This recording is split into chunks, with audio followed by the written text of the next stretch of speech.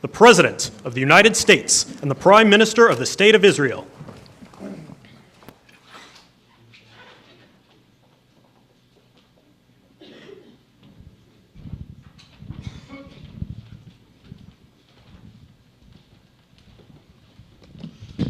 Thank you very much, everybody.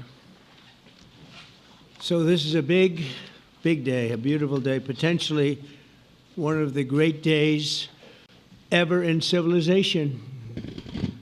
Things that have been going on for hundreds of years and thousands of years. We're going to, at least we're at a minimum very, very close, and I think we're beyond very close.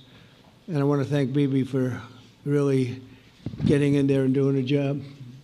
We've worked well together, as we have with many other countries, both of us, with many other countries, which is the only way this whole situation gets solved. And I'm not just talking about Gaza. Gaza is one thing, but we're talking about much beyond Gaza. The whole deal, everything getting solved. It's called peace in the Middle East. So today is a historic day for peace, and Prime Minister Netanyahu and I have just concluded an important meeting on many vital issues, including Iran, trade, the expansion of the Abraham Accords, and most importantly, we discussed how to end the war in Gaza, but it's just a part of the bigger picture, which is peace in the Middle East, and let's call it eternal peace in the Middle East. So this is far more than anybody expected, but the level of support that I've had from the nations in the Middle East and surrounding Israel and neighbors of Israel has been incredible, incredible. Every single one of them. This afternoon, after extensive consultation with our friends and partners throughout the region, I'm formally releasing our principles for peace, which people have really liked, I must say. And these are done, not just routinely done, these are done with total consideration and working with the nations that we're talking about. All of these nations have made contributions to those suggestions. I want to thank the leaders of many Arab and Muslim nations for their tremendous support in developing the proposal, along with many of our allies in Europe. Europe has been very much involved, and as I was called by many of the European leaders, most of them saying, is this true? Are you really doing peace in the Middle East? This is the most incredible thing we've heard. Some think it's the biggest thing they've ever heard. They called just to find out, was it just a rumor or is it actually done? And then they said, have you spoken to the Arab leaders? Have you spoken to all of the other leaders that we have to get? A lot of people involved in this one. I also want to thank Prime Minister Netanyahu for agreeing to the plan and for trusting that if we work together, we can bring an end to the death and destruction that we've seen for so many years, decades, even centuries, and begin a new chapter of security, peace, and prosperity for the entire region. And I want to just say that my meetings and dialogue that we had with so many countries, Saudi Arabia as an example, the king is a phenomenal person. The Emir of Qatar, he's incredible people. UAE, and that's MBZ and ABZ. We're totally involved. These are the people that we've been dealing with and who've been actually very much involved in this negotiation, giving us ideas, things they can live with, things they can't live with. Pretty complex. I mean, after 2,000, 3,000 years, whatever it is, I guess it's got to be a little complex, or it would have been done a long time ago. The King of Jordan was with us, as you know, in the United Nations. The President of Turkey, President Erdogan, is a friend of mine, a strong man, but a good man. President of Indonesia, somebody who's an amazing leader, Prabowo. He is an amazing leader and respected by everybody. He was in the room with us. We were together with most of these people that I'm mentioning. Others were by phone or the next day. The Prime Minister and the Field Marshal of Pakistan, they were with us right from the beginning. Incredible. In fact, they just put out a statement that they fully believe in this pact. It just came out just as I was walking on. They said, sir, you have a big notice from the Prime Minister of Pakistan and from the Field Marshal that they back this 100%. President El-Sisi of Egypt, who's terrific. And these are people I've gotten to know over the years. I mean, I would say it started around 2015 and then went into 2016 when the presidency officially began. But I've known him actually for a long time, and there are many cases really great men. I can't say in all cases, but I will tell you in many cases they're great men and some great women too. They tend to be mostly men, however, I will say that. But if accepted by Hamas, this proposal calls for the release of all remaining hostages immediately, but in no case more than 72 hours. So the hostages are coming back, and I hate even saying this from the standpoint, doesn't sound right, but it is so important to the parents. The bodies of the young men, I believe in almost all cases, the young men are coming back immediately. I met with parents. The parents felt as strongly about getting the body of their dead boy back as they did as though the boy were alive and well. It's so important to them. And it means the immediate end to the war itself, not just Gaza. It's the war itself. Under the plan, Arab and Muslim countries have committed, and in writing in many cases, but I actually would take their word for it. The people I mentioned, I'd take their word for it, to demilitarize Gaza, and that's quickly. Decommission the military capabilities of Hamas and all other terror organizations. Do that immediately. And we're relying on the countries that I named and others to deal with Hamas. And I'm hearing that Hamas wants to get this done too, and that's a good thing. And destroy all terror infrastructure, including the tunnels, weapons, production facilities. They have a lot of production facilities that we're destroying.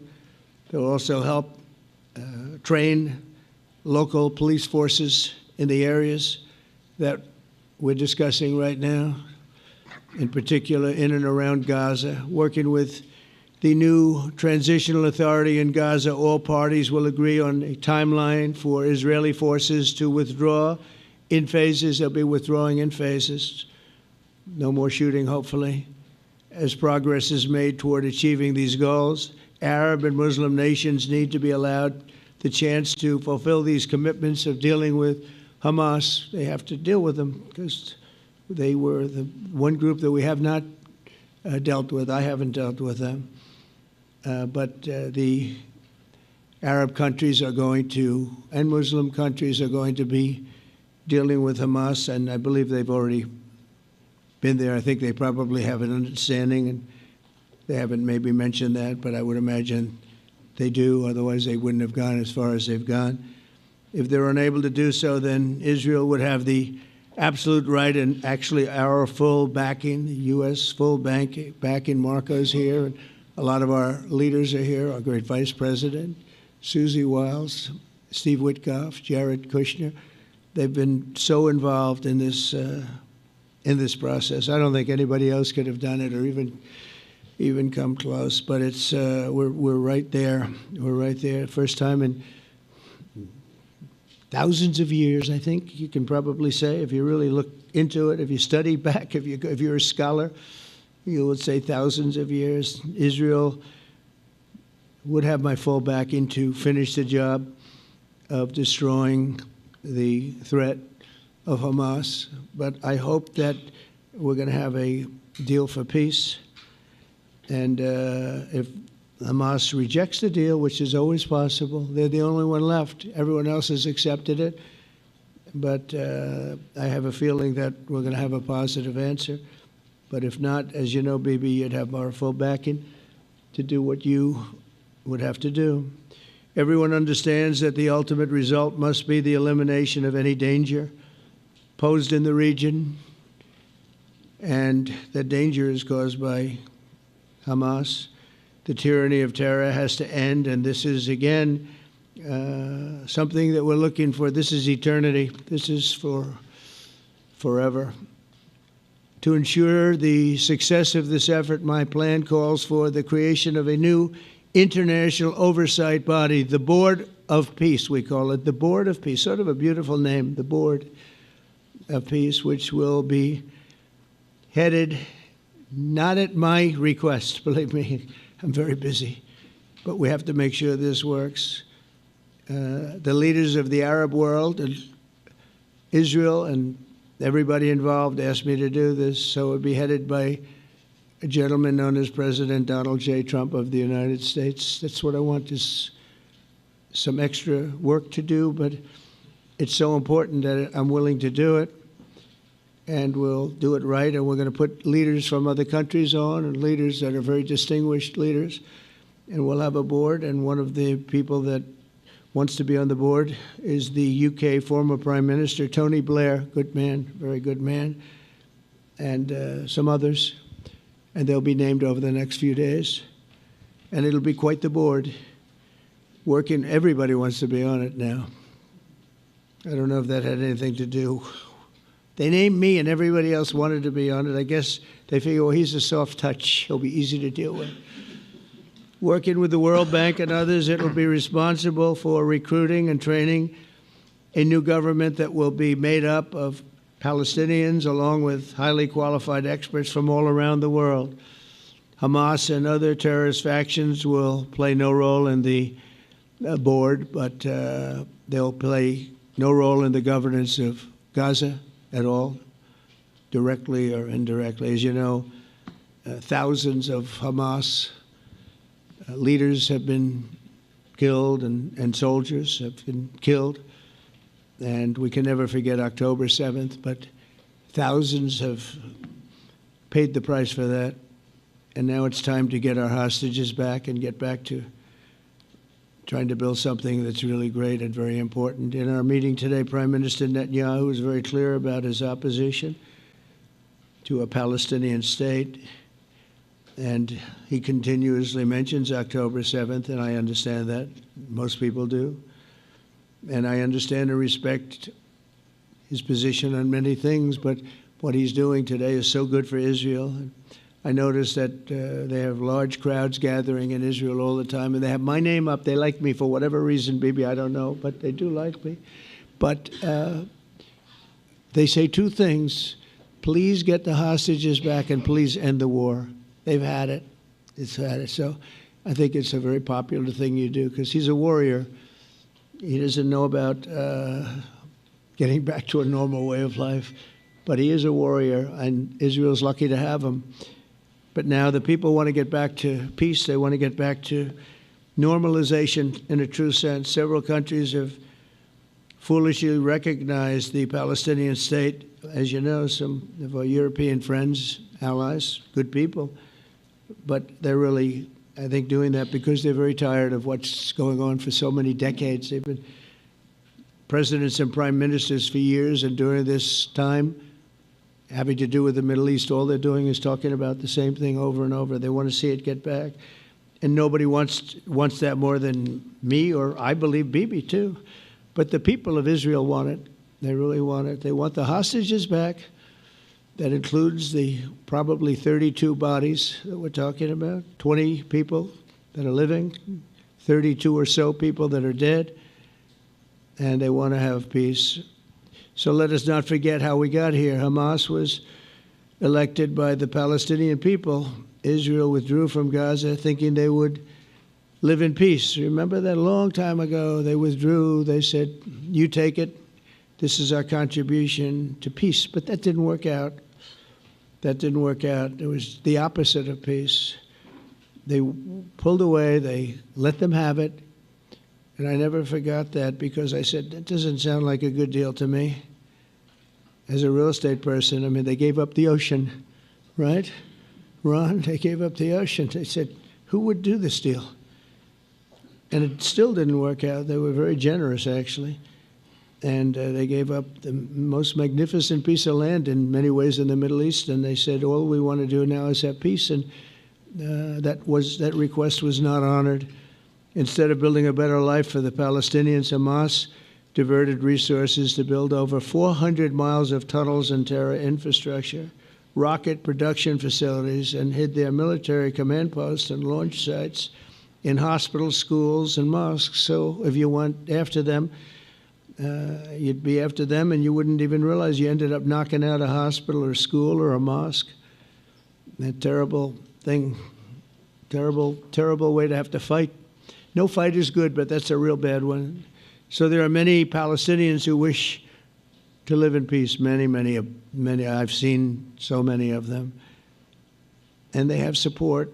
And I challenge the Palestinians to take responsibility for their destiny, because that's what we're giving them. We're giving them responsibility for their destiny, fully condemn and prohibit terrorism and earn their way to a brighter future. They don't want the life that they've had. They've had a rough life with Hamas.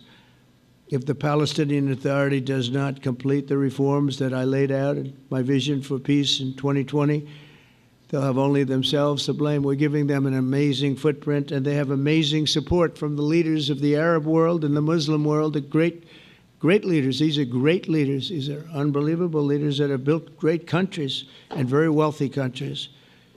What the future holds for the Palestinians, no one really knows, but the plan that we put forward today is focused on ending the war immediately, getting all of our hostages back, getting everything back.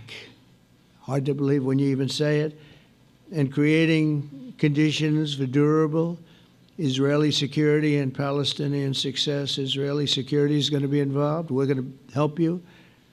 We'll be there with you in terms of helping with security. We want to make sure it works. We just want to make sure it works. There shouldn't be a shot fired. Now, there will be, I guess, because that's the way it seems to be, but there shouldn't have to be within a few days. There shouldn't have to be a shot fired.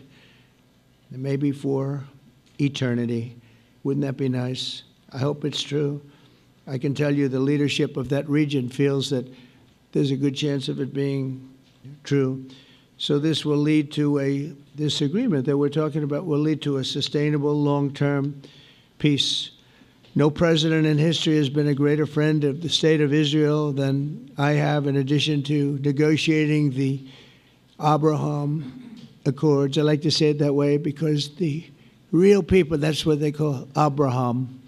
I would say Abraham, but it's so much nicer when you say Abraham.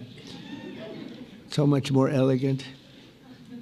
But the Abraham Accords, they're amazing. Jared, you did that along with your group of geniuses, and nobody thought that could be done. We have 4 countries, and Sleepy Joe Biden didn't do a thing. He didn't even know what the hell they were. He should have had them fold up. But I think this will also lead to packing them. And who knows, maybe even Iran can get in there. I hope, we hope we're going to be able to get along with Iran. I think they're going to be open to it. I really believe that. But they could be a member. I long ago said, I'll bet you at some point Iran will be a member of the Accords. And little did I realize it was going to take this turn. That was some turn we did with the B-2s. But I think they might very well be there because it's a great thing for them economically. I recognize the eternal capital of Israel. I opened the American embassy in Jerusalem. That was something that everyone said would never be done, could never be done.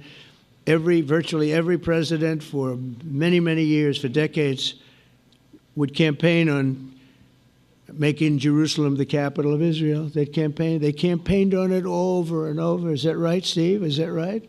Everyone, and when they got to it, and I understand why now, because it was so. When I got to office, I campaigned on it too. I said, we're going to make it. And then I'd get calls from the leaders of various countries saying, please don't do it. Please don't do it. It'll end the whole world. Please don't do it. And finally, I just didn't say anything, and I did it.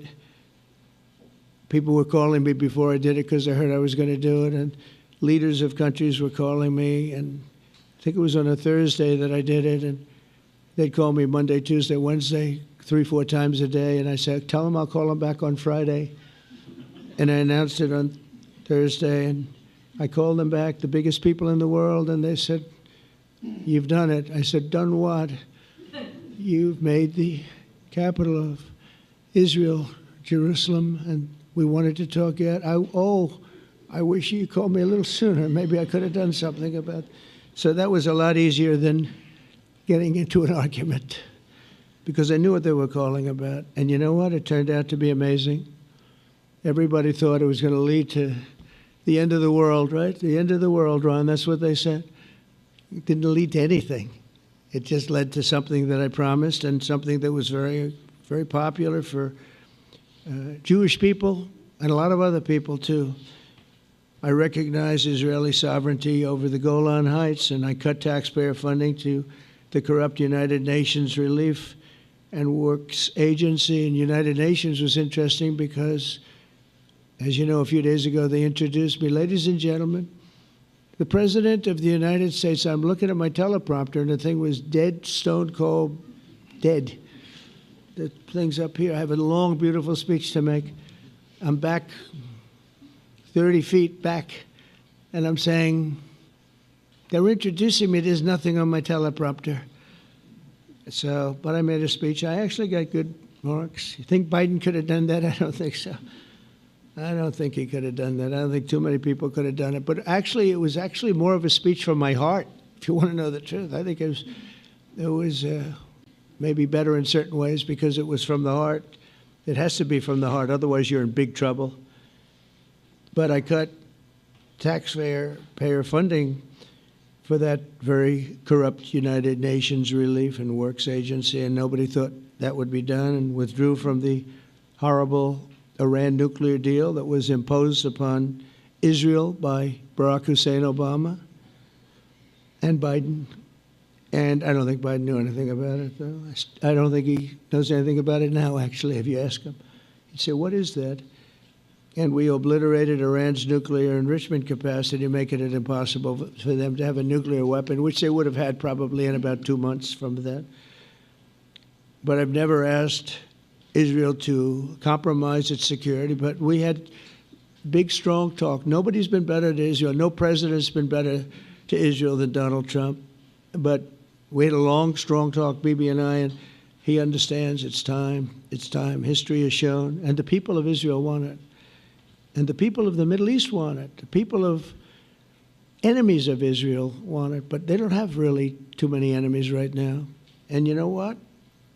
Many countries have gained great respect for Israel, for the way they fight, for the job they do, including me. I had respect anyway, but they gained respect. History has shown us that those who have relations with Israel have thrived, while those who have devoted resources and attention toward the destruction and even annihilation of Israel have languished. They haven't done well. Israel is not going anywhere. They're going to coexist with other people and countries in the region, from Syria to Lebanon to Saudi Arabia. The promise of a new Middle East is so clearly within our reach. This is the closest we've ever come to real peace, not fake peace, not political fool's peace. If we can get this difficult problem solved, the opportunities for all within that vast region of this world, it's a vast region, it's unlimited. The Abraham Accords show that all countries are better off when they communicate and work together and embrace new opportunities. I hope Jared and Steve and Susie and Marco and JD, we have great people. I hope you guys are going to work very hard to get these other countries in, because now they have no excuse. There's no longer an excuse. They were somewhere hesitant. And I tell you, the 4 countries that went in, I give them tremendous credit, and it's worked out incredibly well for them. In the same spirit, I'm pleased to report that earlier today we took another important step toward greater understanding in the region. A short time ago, we had a historic phone call in the Oval Office with Prime Minister Tani, who's really a great person. So we had a great talk, and I was on the phone, and Bibi was talking. Prime Minister Al Thani was of Qatar, was They really had a heart-to-heart conversation. It was a great conversation, I thought. It was productive. It was everything that you need to have something turn out to be successful. And I want to thank Bibi, and I want to thank the Prime Minister. It was fantastic. We agreed to launch a formal trilateral mechanism between Israel, Qatar, and the United States to begin a dialogue to enhance mutual security, correct misperceptions, and avoid future misgivings. And I want to thank Qatar, its leadership, and the Emir. He's a fantastic person. I think, I'm going to be his public relations man because I know him differently than a lot of people know him. But he wants peace. He wants to see peace. And his people, and they really acknowledge the critical role that they've played as mediator. And again, we're not quite finished. We have to get Hamas, but I think they're going to be able to do that. So now it's time for Hamas to accept the terms of the plan that we've put forward today. And again, this is a different Hamas than we were dealing with because I guess over 20,000 have been killed. Their leadership has been killed 3 times over. So you're really dealing with different people than we've been dealing with over the last 4 years, 5 years. Everyone has done their part and come to the table in good faith. Our Arab and Muslim partners are fully prepared to step up and fulfill their commitments for the benefit of the people of Gaza and the entire region. They're willing to step up and do a lot. They really are. There are a lot of good people involved. Everybody who wants to see an end to the violence and destruction should be united in calling for Hamas to accept the extremely fair proposal so that we can end the war and get us back our hostages right now and have everlasting peace. And I look forward to having relationships with everyone. As the chairman of the board, I'll be involved, and we'll have meetings with some very smart people that'll be working over there to make sure that we haven't just been wasting time with an agreement that doesn't get done. The task of building peace will not be easy. There are some of the hardest problems in the world to solve, and that's why it's been going on for so many centuries. But too many lives are at stake not to try, and this is more than a try. I mean, I think this is something that gets done when you have virtually every country, and these are powerful, powerful countries that have a lot of money, and the money can make things happen. A lot of countries try, and they don't have any money. These are very rich countries that can make things happen. So together we'll forge a much safer and more hopeful future for everybody, including Israel. And I want to thank Prime Minister Netanyahu for his partnership. And I want to thank all of the leaders, the kings and the emirs and the presidents and prime ministers, people I mentioned. And they've been absolutely fantastic to work with. And it's just happened very quickly. It's happened from a couple of weeks before I had a couple of meetings, but a couple of weeks before we went to the United Nations, and we had some incredible meetings. It all came to place. It all took place, and everybody wanted to be a part of it. I don't have anybody that's saying we don't want anything to do with it. It's just the opposite. And I'll tell you, a couple of years ago, a year ago, I don't think we would have had this kind of participation, Mr. VP, right? I don't think we would have had. It's been amazing. The participation was 100%. Everybody wants to be a part of it. And everybody, those very strong countries, everybody wants it to work. So, Bibi, congratulations on this. I think this will be your crowning achievement, frankly. If this all works out, we think it will. It's going to be your crowning achievement. And I want to thank you very much for being here. Thank you. Please. Thank you. Thank you. Mr. President, first I want to thank you for graciously hosting me once again in the White House. And second, I want to thank you for your friendship and for your leadership. From Jerusalem to Tehran, from the Golan Heights to Gaza, you've proven time and again what I've said many times. You are the greatest friend that Israel has ever had in the White House. And Mr. President, you and I both know it's not even close. While you focus at home on making America great again, your leadership abroad is changing the world for the better, ending wars, and advancing peace. I believe that today we're taking a critical step towards both ending the war in Gaza and setting the stage for dramatically advancing peace in the Middle East, and I think beyond the Middle East, in very important Muslim countries. I support your plan to end the war in Gaza, which achieves our war aims. It will bring back to Israel all our hostages, dismantle Hamas's military capabilities, end its political rule, and ensure that Gaza never again poses a threat to Israel. We would not have achieved this turning point without the courage and sacrifice of our incredibly brave soldiers. They fight like lions to defend the people of Israel, and they serve on the front line in the war between civilization and barbarism. Mr. President, when our two countries stand shoulder to shoulder, we achieve the impossible. Just a few months ago, in Operation Rising Lion and Operation Midnight Hammer, we struck a decisive blow against Iran's nuclear and ballistic missile program. Your bold decision to send those B-2s made the region safer and the world safer. Now, under your leadership, we're taking the next step to win the war and expand the peace. Your plan is consistent with the 5 principles my government set for the end of the war and the day after Hamas. Everybody asks, what is your plan for the day after Hamas? Here's our plan.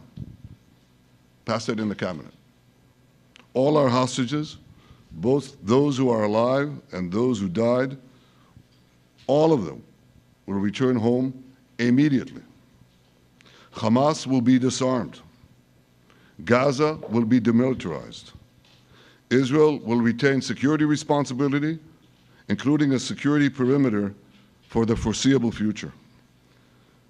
And lastly, Gaza will have a peaceful civilian administration that is run neither by Hamas nor by the Palestinian Authority.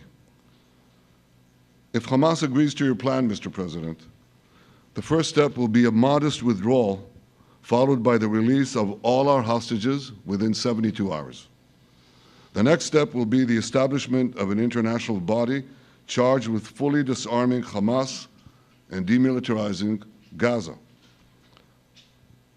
I appreciate your willingness to lead the body, Mr. President. I really appreciate it because you have a lot of things to do, and this is important. And it reflects the confidence that this will give everyone, that things will be followed up on all the commitments made. The fact that you're taking this on, I think, helps a lot to make sure that everything flows in the direction that we want. Now, if this international body succeeds, we will have permanently ended the war.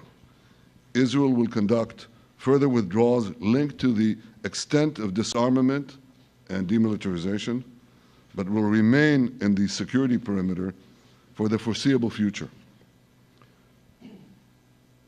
I think we should understand that we're giving everybody a chance to have this done peacefully, something that will achieve all our war objectives without any further bloodshed.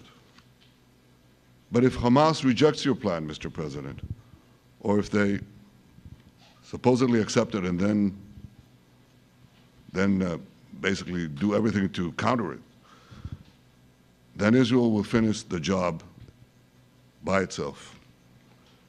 This can be done the easy way, or it can be done the hard way, but it will be done. We prefer the easy way, but it has to be done. All these goals must be achieved because we didn't fight this horrible fight, sacrifice the finest of our young men to have Hamas stay in Gaza and threaten us again and again and again with these horrific massacres. Mr. President, I was encouraged by your clear statement at the UN against the recognition of a Palestinian state. That would be an outcome that, after October 7th, would reward terrorism, undermine security, and endanger Israel's very existence. As for the Palestinian Authority, I appreciate your firm position that the PA could have no role whatsoever in Gaza without undergoing a radical and genuine transformation. In your 2020 peace plan, which you mentioned just now, you made clear what that transformation requires. It's not lip service.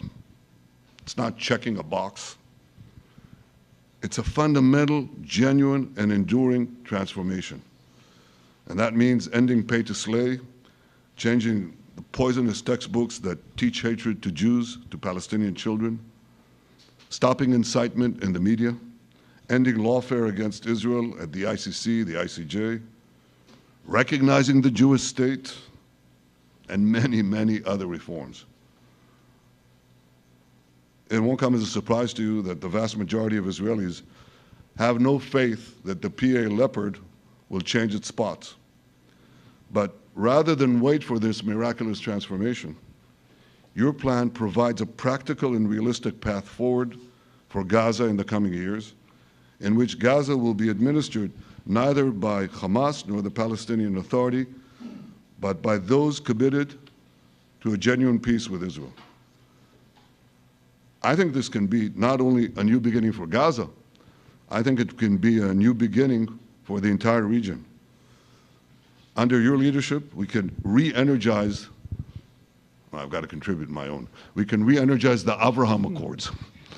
That's what it's called in the original Hebrew, Abraham. Abraham is fine, Abraham, however you want to call it. Under your leadership, Mr. President, we can re-energize the Abraham Accords that we forged 5 years ago. We can expand them to many more Arab and Muslim nations that choose moderation over extremism. I think there's an opportunity here. It's not going to be easy, it's tough going, but I think if we succeed, you're absolutely right. We're going to open possibilities that nobody even dreamed of. But I think we dream of them. As you've told me, Mr. President, and you've told the world many, many times, you said, remember October 7th. Remember October 7th. And we do. We will never forget the horrors of October 7th, and we will do whatever is necessary to make sure they don't happen again. Since October 7th, Israel's enemies have learned a hard truth. Those who attack us pay a heavy price, but those who partner with us advance progress and security for their peoples. President Trump just said it. It's also in the Bible. It says, those who will bless you will be blessed, and those who will curse you will be cursed. And that's actually what is happening. We want the blessings. I think we've done a lot in the past 2 years to end the curse. We're not finished, but we've done a lot. And we've done a lot together to end the curse. I want to thank your entire team for their efforts to get to this point. I especially want to thank Steve Witkoff and Jared Kushner for their indefatigable work to bring Israel and Arab states in the region closer together. I am deeply grateful to both of them for their work. We had a phone call today just to make it clear. I said to the Prime Minister of Qatar, Israel was targeting terrorists, wasn't targeting Qatar. And of course, we regretted the loss of the Qatari citizen. It wasn't our target. And I very much appreciate President Trump's proposal to have a trilateral body, the United States, Israel, and Qatar, to work out respective grievances. There are quite a few. But if we could try to mitigate them or put it on a different footing, I think that'll be good for everyone. Above all the people, the fine team, and many helpers who've done this, I want to thank you, Mr. President. History has already shown that under your leadership, Israel and America can change the face of the Middle East. And today I'm hopeful that your plan to end the war in Gaza will do so again and do so soon. It will free our hostages end Hamas's tyranny in Gaza, and enable a more secure and prosperous future for the peoples of our region. Thank you, Mr. President. May God bless America. May God bless Israel. May God bless the indispensable alliance between our countries. And may I add, in Hebrew, G'mal Chatima Tova, may we all be inscribed in the book of life. Thank you. Thank you very much, Bibi. So I think while we wait for these documents to be signed and get everybody in line, I think it maybe is not really appropriate to take questions. I'm meeting with, as you know, a couple of Democrats in a little while about the country, about keeping our country open. They're going to have to do some things because their ideas are not very good ones. They're very bad for our country. So we'll see how that works out. But this is something that was really historic today. This was something that was amazing. I think, Bibi, I mean, depending on you, I think while we're waiting for signatures and waiting for approvals from a lot of different countries that are involved in this, we probably shouldn't take questions? Or would you like to take a question or two from perhaps a friendly Israeli reporter, if there's such a thing? That's a very, very tough proposition. But I would think, Mr. President, that I would go by your instinct that this is, we'll have enough time for questions. Let's settle the issue first, I think. Thank you very much, everybody. Thank you.